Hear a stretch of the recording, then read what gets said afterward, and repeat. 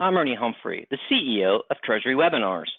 Thank you to everyone for taking the time to join us for our webinar today, 5 Ways to Improve Cash Forecasting When Working from Home. First and foremost, I want to convey that I hope you are all safe and healthy, and I want to convey my sincere appreciation for all of your friends and family who are out on the front lines fighting the coronavirus, and I'm sure I can speak the same for our webinar partner today, HighRadius. HighRadius is a longtime strategic partner of mine, and they share my strong commitment to thought leadership, but also serve my commitment to serving Treasury, Finance, and Accounts Receivable professions. And so they help us make this webinar possible today, and they have some amazing thought leadership content. So I encourage you to visit the HighRadius websites to consume some fantastic thought leadership. Every company is dealing with disruption as we are now working remotely. What does that mean for cash forecasting? How can Treasury professionals leverage technology to deliver quality forecasts with a remote Treasury workforce? Today, you will discover how your Treasury team can actually improve the quality of your cash forecast in the midst of the new remote reality all companies are facing.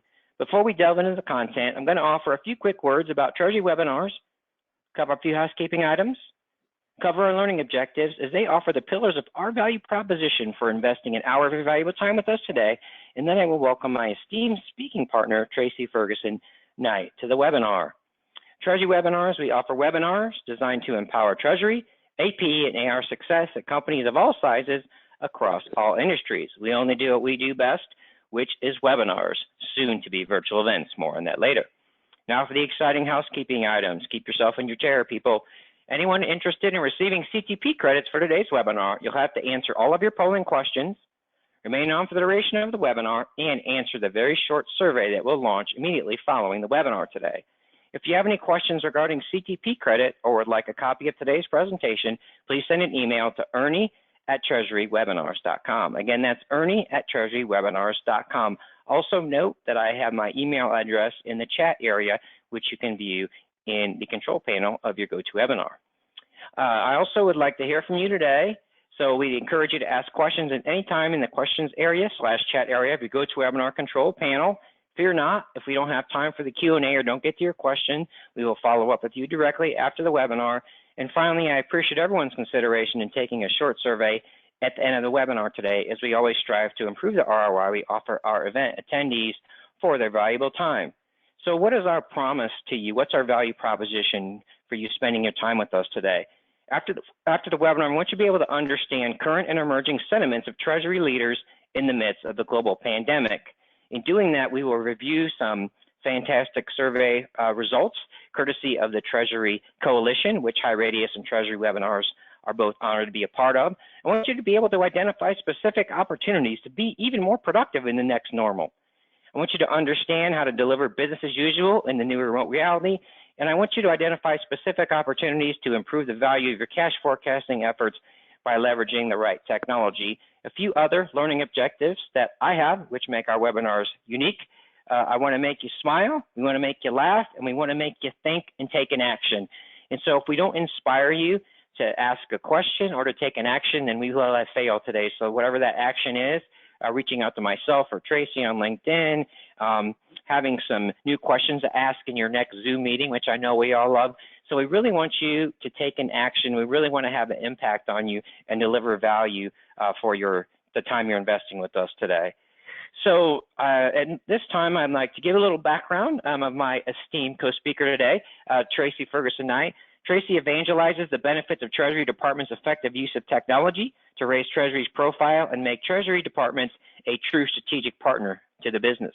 Currently at HighRadius, she is excited to be on the cutting edge of Treasury technology, using AI taking cash forecasting to the next level. Tracy has over 25 years of Treasury experience. She's helped hundreds of companies select and implement technology to transform their Treasury department. Like myself, she has experience both as a practitioner and as a vendor. She has a unique combination of knowledge and skills to truly understand a company's current state and help them see what their future state can become. She is also a fellow economics major, just like me. She has a BS in economics from Wharton School at the University of Pennsylvania and is a popular and frequent speaker at local, regional, and national AFP events. Tracy, welcome to the webinar. It's a pleasure to have you here today. Well, thank you, Ernie. I'm happy to be here this morning. Thank you so much, and much more from Tracy later. And just a note, Tracy and I will be having a more conversational approach to the webinar today, so hopefully you'll get some value from us. We have different perspectives. We've both been practitioners. We're both really plugged in, so I think that'll be pretty compelling for us today. So let's, real quick, let's just go over our top line agenda. So you had some pretty aggressive learning objectives, right? But I know Tracy and I can nail those. So we're going to talk about the coronavirus and Treasury, right? And then we'll talk about concerns and impacts, and then we'll really show how really what's extremely important now is cash forecasting and understanding your cash flows. And we'll talk, Tracy will walk us through 5 ways to improve cash forecasting in the remote reality. So I know all of you are so excited because you all love polling questions. So let's go ahead and tee things up. What I really want to do is I really want Tracy to understand where you guys are at in terms of Treasury technology. So Tracy and I can really focus our conversation. We'll deliver content that's valuable, right, in all these areas. But if there's a specific area where we see the vast majority of folks, we want to make sure that everyone is on the same page and we're kind of speaking the same language. So I appreciate everyone's consideration in answering all of our polling questions here today. Those of you interested in receiving CTP credits, you're going to have to answer all of our polling questions today. So I'm going to go ahead and leave the polling question up for another 10 seconds or so. I know people get testy if I close a polling question too early. So let's go ahead and give you guys about 5 more seconds. Then we'll take a quick peek at the results, and then we'll jump into our content on the coronavirus and Treasury. So let's go ahead, and I give you the 5, 4, 3, 2, 1. Man, I miss sports, don't you? All right, let's go ahead and close the polling question. Let's go ahead and share the results. Looks like we've got the most popular answer. So we've got a really good mix here, Tracy. So we've got 27% basic Excel. We've got 49% in that intermediate, and I'm pleasantly surprised to see that we've got 24% of us, a little bit more in terms of the advanced side. So Tracy, I think that'll help us both get a little more, focused in. And I think this is consistent. What I'm starting to see is more and more people move away from Excel. So I'll bring Tracy in on the next polling question. I want to make sure we have enough time to really get to all the content that we have. And I just want to note that we've really revised our content to really focus and have a little more slant on the remote reality. So I'm hoping that's going to be compelling to everyone and still deliver on the marketing description that we all shared with you. So the coronavirus and Treasury, again, these are just observations from me and my experience and many conversations I'm having as I stay connected to my network. Obviously, everyone has challenges in managing a remote workforce. And so really, we're probably a little bit along the way, but you really need to understand the impacts on your processes. So if you haven't gone back and mapped all your processes, or you have access to all of your painstaking AP, AR, and Treasury processes, now is a good time to do that and just connect with everyone involved in every process, a Zoom meeting, whatever that might be, and make sure that they're able to do their job.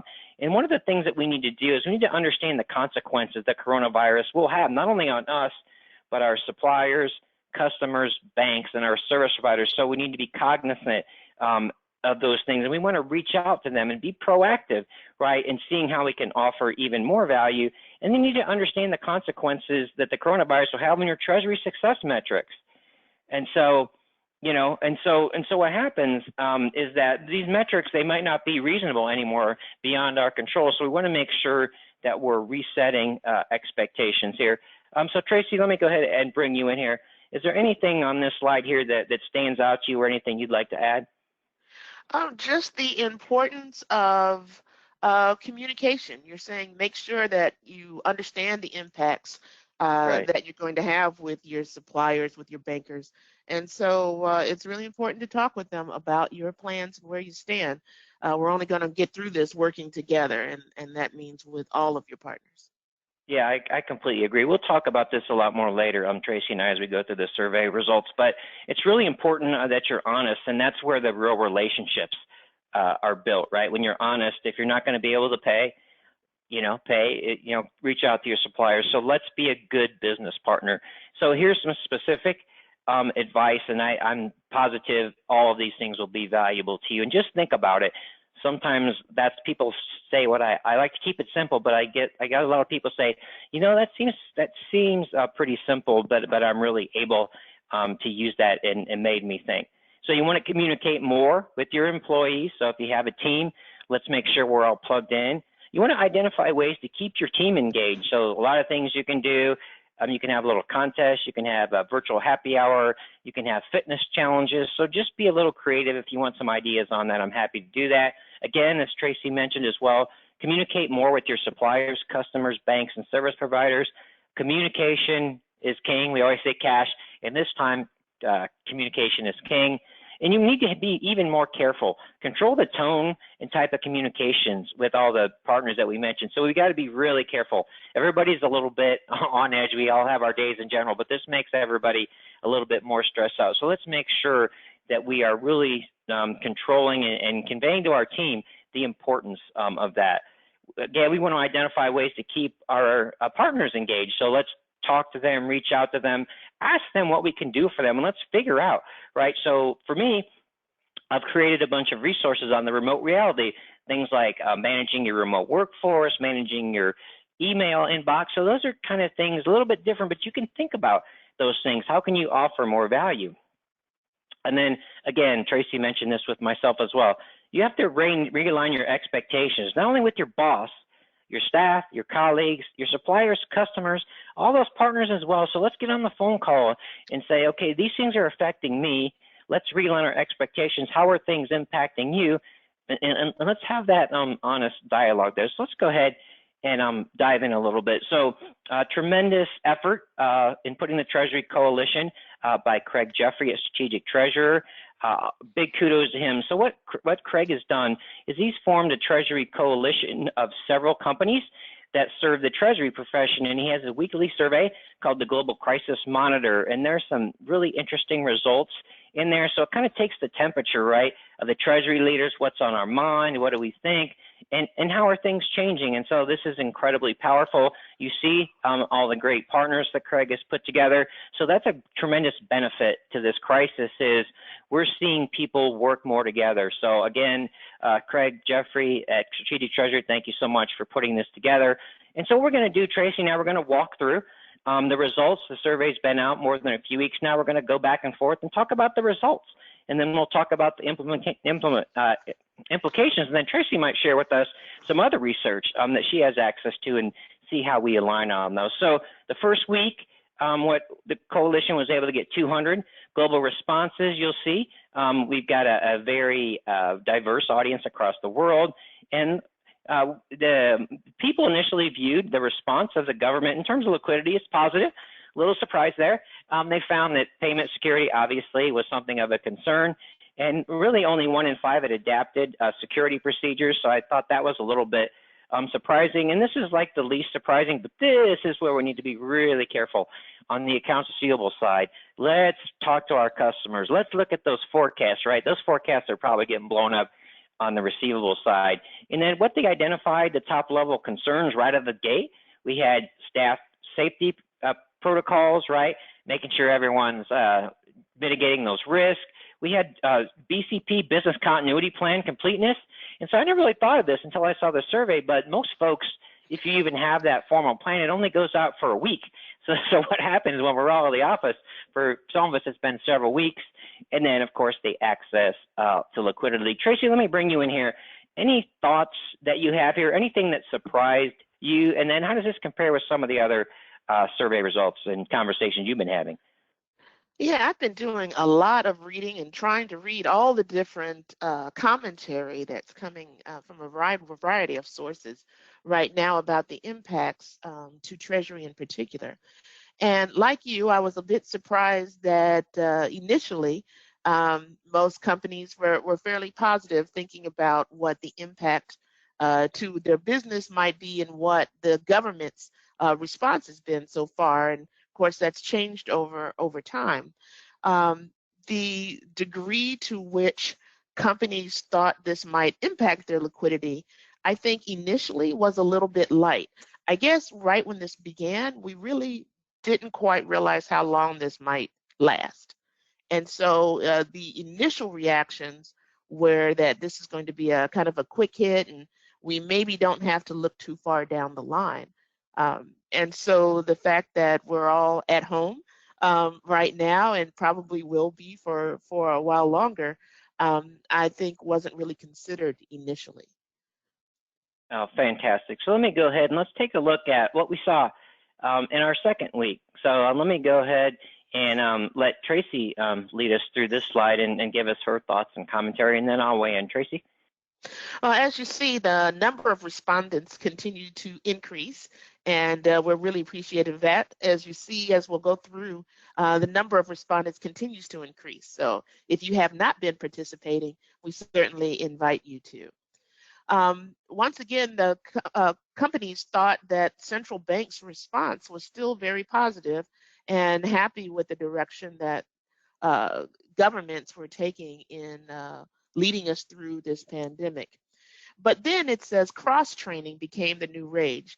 Now, my first thought when reading that is that it's a little late for cross-training to take place now, given that we're all remote. And I think that's kind of the element of this that is very new and different from what most business continuity plans have been in the past. We all knew that there's always the potential for some disaster, but it might have meant us still working together from another location, not literally every person working from home. And so to think about cross-training now in a remote environment is really different. You don't get to sit next to your coworker and talk about the steps you go through in your job and what you do when things aren't quite right. So doing it remotely is a very different proposition. But what we do know is that we can't have any significant processes dependent on just one person.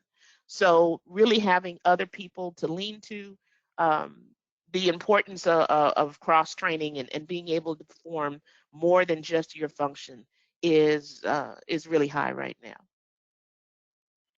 Yeah, thank you so much, Tracy. Let me go ahead and dovetail in here on a couple things that stuck out to me.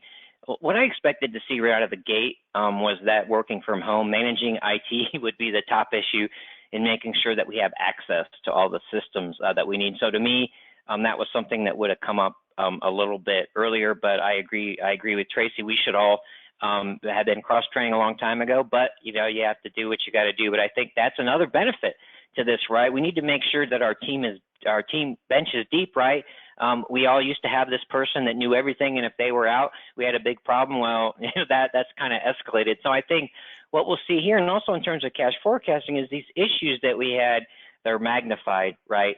Probably 100-fold. So let's go ahead before we dive into the next week, and let's go ahead and get your thoughts, from the audience. And so let's compare those to what we're seeing, asking you to share. What is your biggest challenge that you've seen and your teams have seen in working from home? Is it communications issue? Just feel like you're out of the loop? Is it data security issues? Is it technology or just the infrastructure issues? So again, I appreciate everyone's consideration in answering all of our polling questions here today. Those of you interested in receiving CTP credits, you are going to have to answer all of our polling questions here today. And I just want to go ahead and leave the polling question up. I'll give you guys another 10 seconds or so. I really want to make sure that I have enough time for Tracy to dive deep on the 4 ways to improve cash forecasting from home. And I think it's really amazing that, my first thought really when I saw this going on, I'm like, the last thing I'd want to do is engage in a technology project. But as I thought more about it, I thought, actually, this could be a great time, right, to get that done. And so I think it's actually a good time, because what's going to happen is we're going to have a lull. We might get to go back to the office, but I guarantee we're going to have another remote reality. So there's going to be some bounce there. So let's go ahead and close and just take a quick peek at the results. And I'm pleasantly surprised that we only had 12% data security issues. I'm not surprised that we had communication issues. I think that's something that we all need to adjust to. For me, it was a little bit easier because I'm used to working from home, and I think just feeling out of touch and really navigate that. And then, of course, we have technology and infrastructure. Tracy, anything stand out to you here? Just kind of give us your color commentary on this a little bit. Yeah, I'm actually in the same boat that you are. I've been working from home for over 20 years now, so I'm actually pretty good at it. I think what's unique about this particular instance is that for those of us that are parents, is that we're trying to manage our jobs and our children and family all at the same time. And that's not usually the case when you're working from home. And so I think that's kind of the big change. And it'd be interesting to actually see that as a poll question one day, if Sure. maybe that is the most difficult thing, is managing family and work together, where Right. normally working from home, you don't have that. Great point. Yeah, that work-life balance is definitely something you and I have had to contend with, but it's even more difficult. And I've had this over the summers when you have the whole family involved. So let's go ahead and pivot a little bit to the third week of results. So Tracy, why don't you go ahead and take the lead here once again, and then I'll jump in with my commentary. What kind of sticks out to you here, and what kind of trends were you starting to see in your mind a little bit as we got to this point? Sure. So as you can see, more and more people have joined, and so I think the results that we're seeing are more representative of the country and, frankly, the world as a whole. So what continues to change here is that the length of time it's going to take for companies to get back to financial normalcy, it continues to grow.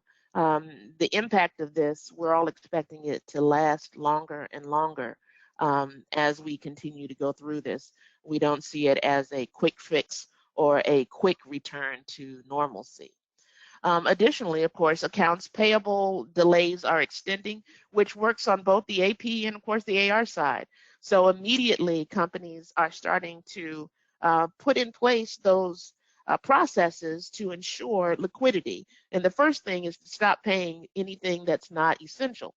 But of course, on the opposite end of that is all the people that were expecting to receive those payments now also aren't getting money in. And so it's kind of a vicious cycle as every company works to aggressively collect, but yet at the same time not pay themselves. And so I think that's something that's really difficult to forecast for, and is going to require a lot of communication between companies and, in particular, their very top vendors or suppliers that they want to maintain good relationships with. Yeah, I Are you think seeing the same, Arnie? yeah, that's a great point. I want to just kind of dovetail on the accounts payable side, and really there were a lot of companies, some big companies, right? Some places it's just hard to pay. Even if you want to pay, what are the approvals, right? Are you still pushing paper? And so I've seen a lot of traction in the accounts payable automation space. We'll talk. I have a webinar on that tomorrow. But yeah, and you're right. It's like a vicious cycle. It's like that cash conversion cycle. You're kind of losing control, right? You're trying to take control on both ends, always, but it becomes more of a dichotomy. I want to get paid right now, but I don't want to pay. And so I think, as we mentioned earlier, having those honest conversations is really something that's incredibly important. And also, even if you're going to have to pay later, I mean, just kind of, man up, right? Or woman up and call, right? And let them know. I mean, this is the time when relationships are built. And Tracy and I will talk about this a little bit later. We're going to compare the 2008 financial crisis to this one and just talk about what we're seeing from some of our bank partners out there. So this is like real time information. I just got this morning from Craig Jeffrey, a strategic treasurer. He has some awesome content on his website, so I encourage you to take a look on that. But this is just a really good summary, right, of what we're seeing, right? And the top things, and Craig's got some great, week by week, right, so we can see, right, and not only what's important, but kind of, how we're going, right, in terms of the importance here. And so we saw, business continuity, right, was leading, and then you see safety, access to liquidity, right, that's starting to go the other way. We'll talk about that later, right, Tracy? Staff awareness plans, right? We need to get our people up to speed. Might have to create some new procedures and education. Country preparedness, I think we'll start to see that shift. I just took a look at a webinar recording from Kyriba, which was really good, about, thinking about now what about your hedging policy? What about accounts receivable if that's in a foreign currency? What about your payables? So now that currency risk can go like off the charts. The financial impact of the business, as Tracy mentioned, that's going to keep going and going and going. And that's one thing we have to try and control by communication, but also if it's going to change, we need to have that good cash forecast, which we'll talk about later. And so again, if you want a copy of the slides, please let me know. I'm happy to share those with you. We'll also share the recording with you. I believe we'll get that up on the High Radius website. But this is incredibly powerful to me as a practitioner at heart, being invested in what's going on, seeing what everybody else is seeing, seeing where I might be the same or the different, and also contributing. Again, this is a great time. The Treasury Coalition, I want to take this beyond the survey and really help us all. We all want to make everyone more successful, and we can work together to do that. And so here are some fantastic recommendations, courtesy of Strategic Treasurer, that I just love. And so this is probably my favorite slide, and I just got it this morning. Monitor, right? Track. You got to have visibility. Can't manage what you can't see. And Tracy and I talked about this in preparing for the webinar. Visibility is key, and maintaining the visibility in that remote environment is challenging, but that's the most important thing. Make sure you have the visibility you need, but also all of your staff does, and give your partners, right, bank suppliers and customers, the visibility they need, so you're on the same page and there's no asymmetries of information. So watch industry actions, invest 5 minutes, take the survey, right? Staff, right? Reach out to staff, cross-train, be productive and be active, right? Be active, engaged.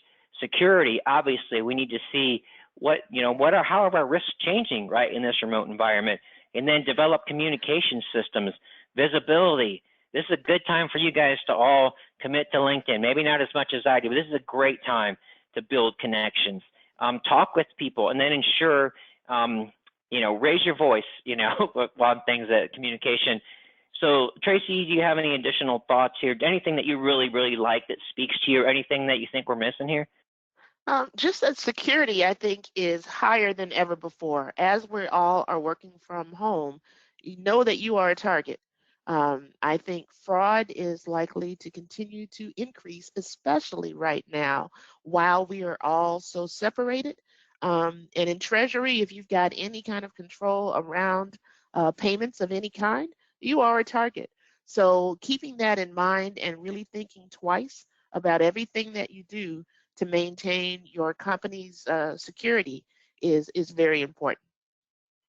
No, that's an awesome point, because I didn't mention that. So another thing I've been talking about on more fraud risk is that these people, they know what's going on. The phishing email schemes have gotten more elaborate. They know people are at home, so people are more apt to just click on something, and so they know.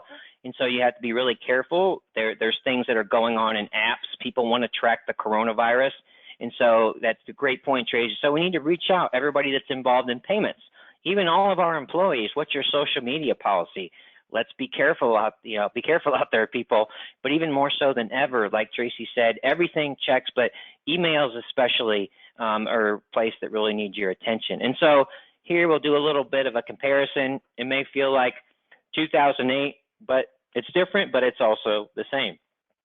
So in 2008, right, the cause, right, deregulation of the financial industry, was really the mortgage-backed securities. I remember when this was happening, I worked at AFP, and there was a conference, and what I said was, if people are offloading risk from their balance sheet, if you have complete immunity to the impacts of the risk and you only get the upside, there's no way this wasn't going to crash.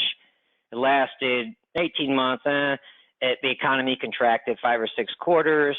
I think we didn't have the remote challenges. So the infrastructure was there. We didn't have the impact on workspaces. Obviously, regulations changed. The coronavirus, the cause, of course, could be China. We're not positively sure, but that's probably where it originated. So how long is it going to last? 6 months or so. And I say that myself, I wish. So in my view, it's going to be longer than that. And the reason is because if we rush out too quickly, we're going to have another set of outbreaks, and people are going to feel less comfortable coming out the next time. And then the economy, it's just, it's a little bit of a, we don't know, right? It's very up to the minute, right? And our unemployment are things we're pumping money in there, but the work environment is completely different from social distancing. One thing I want Tracy to weigh in on, because this was really amazing to me when we talked yesterday. I hadn't even thought about it. So two things, Tracy. First of all, any of your comments here about the similarities and differences, but secondly, just tell me what you're kind of hearing about some of your colleagues when they're trying to like tap into their credit lines. Okay. In terms of the comparison between 2008 and 2020, is what made me laugh was just likely to last 6 months or so. I think the long-term impacts of this, it's much greater than 6 months. We might be back in our offices for those that do work in an office before too long, but the impact of this and the uncertainty is going to last for a while. Because of the high degree of unemployment, and so many businesses, frankly, aren't going to last. That I think the long-lasting impact of this is going to go on probably even for years. But in the immediate impact, I think to many companies is that you've got to be communicating well with your bankers. There's a lot of latitude your bankers have, and they won't be happy if you literally are drawing on your lines, even though they are yours and they might even be committed. But it's clear, and they're making it clear, that they're not happy with companies that are suddenly drawing down their lines just to have cash, maybe in the bank or in investments now. In fact, as I mentioned earlier, I've been trying to read as much as I can, and I was reading in the Noy Group Insights. You might be aware of Noy Group. It's kind of a small, they have small working groups of 4 different treasurers and assistant treasurers and different people in Treasury to get together from time to time and discuss a lot of the current things happening and the ways that different companies are approaching them. And it's a chance for a real peer group for industry professionals to talk to other companies in an unbiased and open and honest way. And they put out this newsletter every other week, and based on the results from their previous peer group meeting. And in the last one that I read, several companies were saying that they actually had talked to their bankers directly, who were making it very clear that not only are they unhappy with companies that are drawing down unexpectedly without talking to them, but they'll also be pulling back some of the lines. So you might go to draw down and be told that you cannot. And so the degree of communication that needs to happen right now between companies and their banks is absolutely crucial and shouldn't be minimized at all. Because of the severity of the liquidity concerns, banks might very well have liquidity concerns of their own. So it's only by working together, making sure that hopefully you have already forged very good and close relationships with your bankers. And if you haven't, now's the time to begin. No, thank you so much. And that's one thing Tracy and I talked about yesterday was surprised me. So when back in 2008, I was on the Corporate Treasurers Council for the AFP, and I got to sit there and talk to treasurers across the country at big companies, and they were talking about the same issue that Tracy mentioned. I got this line, and banks were telling them you can't draw on that line. So to me, it's a little disappointing that our banks haven't learned from that yet, and maybe we haven't learned either to be more proactive in our communication, but I'm sure those relationships will mend. But once again, during the time of crisis, the banks that have your back, right, those are the relationships that matter, because the shoe's going to be on the other foot, right? Haven't we seen that, right? The banks have the upper hand, we have the upper hand. Believe me, it's going to keep going that way. So let's kind of just dive down. I think it's clear from the content and the trends that cash forecasting is even more important than ever. And so even before the crisis happened, we just aren't very efficient, right? And get cash forecasting. And so treasurers and your staff end up spending your time getting data from different sources, collaborating with teams, inputs, tracking the difference between forecasts and actuals, and then really that communication with the C-suite. So all of these things are challenges for us. And this is just more of a general slide Again, for those of you that might not be really in the weeds of cash forecasting, it might be a good thing. I see CFOs out there, right? Let's take a look at the challenges that our folks have and what this really means. And all these things and challenges are exacerbated with some companies by 20-fold, right? Once we're in this remote environment. So we need to understand all these steps and see what are the pain points and how can technology help us, right, with this. So normally we have data gathering across systems, platforms, integration with banks, collaboration across the enterprise, liquidity, run what if scenarios. That's not a common technology. So I've done a lot of FP&A surveys, and many finance teams, probably 75% said it's not easy to run scenario analysis, and then the building up of reports. And this is what this framework I love. HighRadius has is also the vicious cycle of accounts receivable reporting, but this is a great slide that I'd recommend. But this is really the challenge that we face, right? Treasury, we need to gather data. So here's resource and time intensive. Analysts extract data, manual reports. So you just kind of look at this, print it out, and then you say, now how can we, Tracy will share with us how we can really start to get away from that in terms of cash forecasting.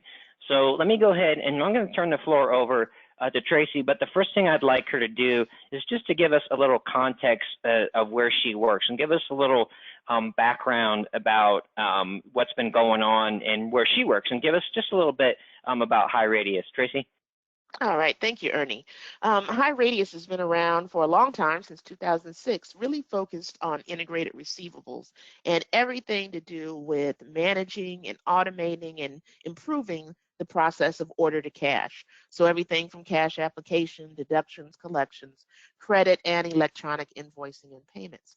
But last year, we decided to take a lot of the infrastructure and experience that we have around AR into the treasury management arena as well. As you see, we've had and been forecasting accounts receivable utilizing artificial intelligence for more than 6 years. And so rather than just forecast specifically for the accounts receivable space, we've taken that technology and applied it to treasury. So the premier module that we're offering is that one on the far left in green, cash forecasting. And so this is kind of the basis of much of what I'll talk about today, not specifically about our product so much as about what technology can bring to cash forecasting. And this applies all the time, but I think many of these things are really illuminated kind of to an extra degree when we're all working from home. So the first innovation of these 5 is retrieving real-time data from different sources and systems across geographies and business units. So in the manual world, companies typically are manually gathering data from their internal ERP, from their banks, from a treasury management system if they have one, calling people, getting emails, gathering data from all these different sources, and then of course keying it into Excel, because we know that Excel is the #1 platform of any, or the #1 technology across treasury. And so companies have used Excel and gathered all this information manually. But in an automated environment, there is no reason that you have to manually gather so much information. The technology has been around for a while for systems to be able to integrate and automatically pull in information. So rather than manually gather information from people or from systems, let the systems do it automatically and get the AR and AP data and payroll out of your ERP. Automatically gather information related to actuals from your bank, so that the only manual input might just be from others entering in some key things that the system can't do. It might be entering information about a coming acquisition or something that's really not related to the past at all, and therefore maybe can't be forecasted. So it can significantly improve the amount of data gathering that's taking place, and a system can significantly improve automation so that your time isn't spent moving data around, but instead analyzing it. Yeah, that's fantastic. Let me go ahead and just dovetail on that point. So really one of the things that we want to pay more attention to in Treasury is time allocation. So how much time is being spent? So how much time are we investing in cash forecasting, the data, right, versus the analysis? And so when we look at how much time is allocated to data gathering and making sure the data is quality and pulling the data together, it's a tremendous, and we don't spend a lot of time on the analysis. So the data part is really key. Now, what makes this really possible is by utilizing the cloud. And I think that is probably the one thing that has come out of this pandemic more than anything else, is how important it is that we have not just data related to cash forecasting, but all data that's needed by multiple individuals in a company in the cloud, so that we all have this single source of shared data, so that everyone can access. So in a manual environment, no doubt if you're trying to set your cash positions and forecast from home, you've already run into this if you haven't been storing your data remotely in the cloud already, that there's too much emails going around, too much passing different versions of Excel spreadsheets back and forth. And that carries with it the possibility for errors that you probably have already even realized. But in an automated or digital environment, if we store everything in the cloud, then multiple users can even be in the same spreadsheet at the same time. So it's a whole new world than what we used to talk about 10 years ago when we talked about the problems with spreadsheets. It was that the problem with spreadsheet is that only one person can use it at a time, and you don't want to have multiple versions. The multiple versions can still be an issue if companies aren't utilizing these shared spreadsheets. But what makes it all work is when we are all accessing data from the same place, same data, we'll have this single source of truth. And so there's no need to have different numbers or different people having different numbers for the very same thing. Let's store our data in the cloud. Now, going on from there, the thing that makes forecasting useful and helps it improve is the need for variance analysis.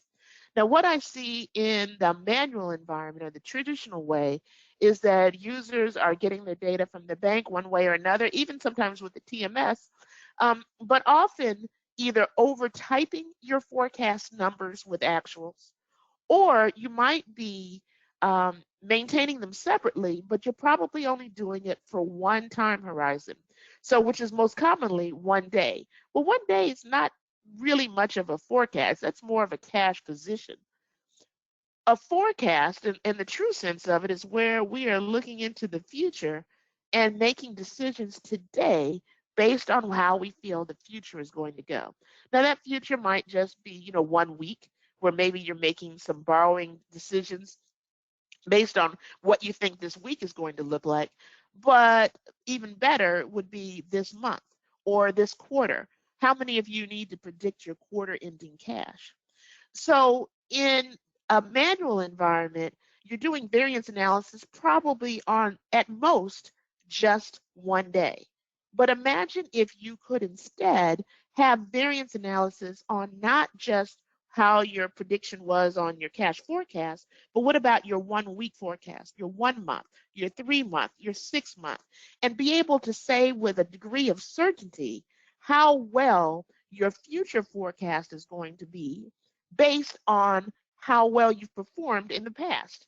Well, you might be able to say, I know that my 3 month, my quarter ending forecast is going to be accurate already right now, up to maybe 80%, maybe with variance of no more than $10 million, based on the fact that over the last 2 years, that's how accurate I've been. That's what having the information and the data in a system can do for you. Not limit you to just being able to talk about your variances for a day or for one period, but for literally all periods in time. And actually even be able to quantify those, maybe by category or by entity, by currency, so that you can really focus your efforts on the areas that have maybe had the greatest variance, so that you can work on improving those in the future. And then beyond that, Ernie has already even mentioned the importance of running what-if scenarios. You know, in a manual environment with Excel, you'll sometimes maybe be able to kind of shock or focus your forecast and stress test it by doing some type of parallel shift, something fairly simple. Doing more than that often takes a whole lot of time. But in a manual environment, you can set up all kinds of different scenarios. Maybe for those that thought there's going to be a very, very fast recovery from this pandemic, you might have a what if scenario that looks more like this V-shaped curve on the left, where not only did things fall off quickly, but you're expecting them come back up very, very quickly. So maybe the long-term impact on your cash isn't great. But yet, if you have the ability to run scenarios, you might even do a variety of different curves, one where the recovery takes a lot longer, so that you can see, once again, what impact is it going to have to your total liquidity? Do you already have sufficient credit lines to cover the slowdown in receivables that you might be experiencing? Are you likely to not have enough cash where maybe you can be talking to your bankers now and maybe even extending or expanding your credit lines? So being able to run what if scenarios is really crucial. And the more you can do quickly and efficiently, the better you'll be. So that's another area that technology can make a difference. And then finally, being able to build multiple forecasts so that you have a true bottoms-up forecast as opposed to kind of building a top line one only, much like what you'll often see from FP&A, for example, where you might have a forecast, but it's global. So when it comes to looking at those variances, you really have a hard time breaking it down to see where the differences are coming from.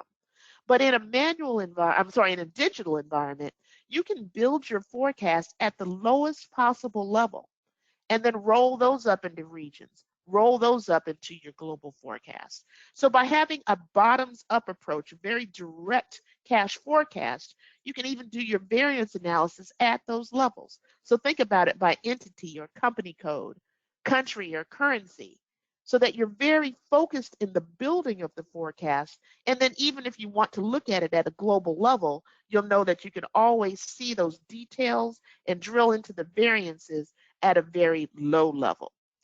So I've gone through these somewhat quickly, but these are 5 areas where companies can really get some benefit and improvements in their cash forecast around automation, having that single source of data, being able to provide feedback and seeing where your variances originate from, being able to run what-if scenarios and really understanding the impact of different possibilities on your company's liquidity. And then finally, having a very direct cash forecast made from a bottoms-up approach where you're forecasting at the lowest possible level and then rolling those up as opposed to just having a one global forecast. So these are areas where you can see significant improvement in your forecast, savings in your time, where you can get really hard dollar ROI by implementing one or more of these concepts so that you'll have improved accuracy and more time to spend on analysis or even other value-added tasks. Thank Ernie, you do so you much. have thoughts about Sure. those or ones that you think are Sure. particularly Yeah. valuable? Sure. I think one of the things, I'm going to do a no-no, but I'm going to do it anyway because I have control. Let me go back to a few slides that don't tell my boss I did this. But this one really sticks out to me. And so what we did is this what-if curve, right? You know, have you seen this yet? You're going to, right? So the more collaboration that we have, right, with our customers, right, this what-if curve, so that communication is going to make this incredibly, more valuable, and we're going to get the best information possible. And just to kind of, if you want more detail on how this actually works in practice, I'll be happy to follow up with you afterwards.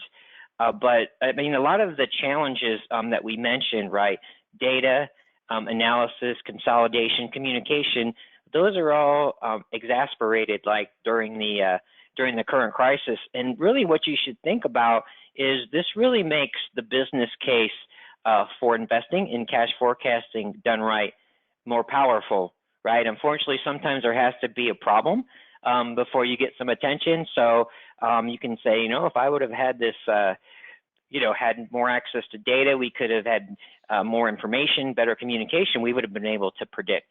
And that's what I really want to talk about and just kind of emphasize, real shortly, is accounts receivable is going to be incredibly difficult to predict. And so having the right tools to do that is incredibly important. And so one of the things that Tracy mentioned was the technology evolution was really based on the expertise in accounts receivable. So it's actually possible for you to predict those payment dates, and it might be a little bit more difficult, but as we start to see the AI, it really learns. And so it's actually going to start to incorporate, right, what does that white swan look like that we're seeing now that might not be white anymore, it's changing colors, but having that artificial intelligence that's continually optimizing the model on your accounts receivable and your patterns are going to be incredibly important. So I'm going to go ahead and I'm going to open up the Q&A session. So first of all, I want to let everyone know you have a tremendous opportunity to tap Tracy's knowledge here. She probably has almost as a unique skill set as I do, which I never thought I'd see, practitioner, right? Vendor, speaker. So it's really great for me to have someone that's really has that same diversity. And so if I would have been on the webinar, I'd be like, wow, you really see all sides of the coin. And so I encourage you to take advantage of this opportunity. So let me go ahead and direct my first question to Tracy. So, someone is asking, so it seems like it's easy, right? Now everybody is going to get out of the manual mindset and be invested in automation. So can you share with us kind of how you communicate and really maybe it's a culture issue, right? So what are some advice for getting folks more into this automation mindset? Advice for moving toward automation. I think on a personal level, I would actually say if you want to stay competitive in the workplace, that we as individual treasury professionals have to keep up with technology. Can you imagine ever going back to looking at a paper map to see how to get to a store you haven't been to before? I don't think any of us can imagine doing anything other than what we probably all do right now, is you do a search there on your map app, and it not only tells you how to get there, but it's giving you all the clues and the verbal talking to you as you're just driving in your car and getting there. And just as technology has revolutionized so many areas of life, like map and ordering food and delivery, and I don't think there's any area, even watching TV, who stays at home on Friday night at 8 because that's when your show comes on. If you have somewhere to go, you don't care about it. You record it or you stream it. So there's so many, or you take it with you. There's so many different options now. And the same is happening to Treasury. Certainly it's taken longer. The adoption of Treasury management systems continues to grow. What your banks are offering continues to grow, your ERPs. But beyond that, cash forecasting in particular has still been the top issue within Treasury for over 20 years. So it says that the technology that's been available in the past hasn't solved the problem. So what made me come to HighRadius, and what I think companies and individuals should look at, is that technology is starting to change very fast. Artificial intelligence is starting to be applied to the finance department now. And so there's a variety of different applications that are really taking a different approach at what has been age-old problems. And so from a company perspective, if you are not leading, if you're just literally following and falling behind your competitors, then you're not staying competitive. You're going to lose out. And so I think technology is one of the chief things that can make an impact on the finance department, and that no company shouldn't at least take a look at to see where they have opportunities for advancement, automation, and improvement. Yeah, thank you. And let me go ahead and dovetail in here. So I think from my perspective, the way I like to always position to me as a longtime practitioner is before the technology, I call it revolution, which is probably, in all honesty to me, just really been in the last 3 years or so. Before, best technology was a competitive advantage, right? You couldn't afford technology, so you had to live with your problems. You had to live with the issues. You had to live with the bottlenecks. And now the technology is affordable. So you really need to communicate to your folks what's possible, right? So I like to say, where are we at now, right? Do some numbers. How much is it costing us to do business as usual? That's a great place to start. How much is it costing us? Here's where we are. This is where we can get to, and this is what it takes to get there. But sometimes you have to make people like look in the mirror. Do you know it costs us $20 to process an invoice or $30? Do you know the median company is only spending $2, right? How much is an inaccurate cash forecasting costing us? So you have to understand, so from the mindset is, what are the manual things that are having the biggest impact, negative impact on our business?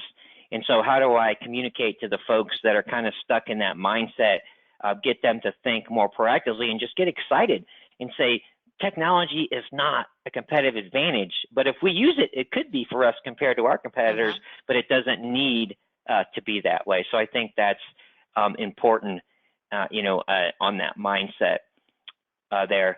So let me go ahead, and I'm going to go ahead and launch the final polling question here as we wrap things up in order to be mindful of everyone's time today. So just want to circle back just for a moment in terms of the remote reality and the challenges that we have. So in addition to our professional content that we have on Treasury, I encourage you to look out in other areas and just think about what's impacting the success of your suppliers and your employees. And so look for things that talk about how to manage employees from home, people that are not used to being from home. How do I help them be more productive? How do I make sure that we are able to communicate with each other, right? Is it Zoom? There's a tool called Slack, which is good for mitigating emails. And so you want to proactively go out and look for those resources. I'm going to go ahead and just give you a warning. I'll leave the polling question up for another 5 seconds or so, but note, you still have to stay on to answer the survey in order to get your CTP credit. So I just want to make that clear. And I appreciate everyone's consideration in taking the time to answer our polling question here today. So let's go ahead and really, like I mentioned before, lots of places, but this is a specific focus of mine. So I've got some remote reality resources. I just added a few. One is ways to avoid mind-numbing virtual events. So I hope we haven't done that to you today. The other one is how to manage your email, right? Maybe you have accounts payable. You need to look at, do we need to go up? So I encourage you to go to the blog that I'm currently writing. And so this is beyond Treasury. This is professional development. This is professional success. Also want to mention, in terms of innovation, I am honored to be working with HighRadius. We are going to deliver the first ever full-blown Treasury and virtual conference, which will be in September 15th to the 17th. I want to note, a virtual conference is not a set of back-to-back webinars. This experience takes you right into, you're at the exhibit hall. You can network on your terms. The networking that goes on is absolutely amazing. And so we'd appreciate it if you'd take a look at that. No cost to attend, but we've been looking at this, HighRadius and I, for over a year. And so this isn't a reaction. This is kind of the innovation in the next step beyond webinars. And so in closing, I want to once again thank HighRadius for their commitment to thought leadership. Amazing. One of my favorite partners share my vision. I want to thank Tracy for her great thoughts and insights, and it's a pleasure to speak with you, Tracy. So thank you so much for your valuable time. Thank you, and finally, I've enjoyed it. Thank you. And finally, what I want to do is, again, I really want to convey in this time, we sincerely appreciate your time, and we value that time. But first and foremost, we want to make sure that everyone is safe and healthy. And we sincerely appreciate those of you who are friends and family or out in front of the coronavirus. Thank you so much, everyone. Make the rest of your day great. Until next time.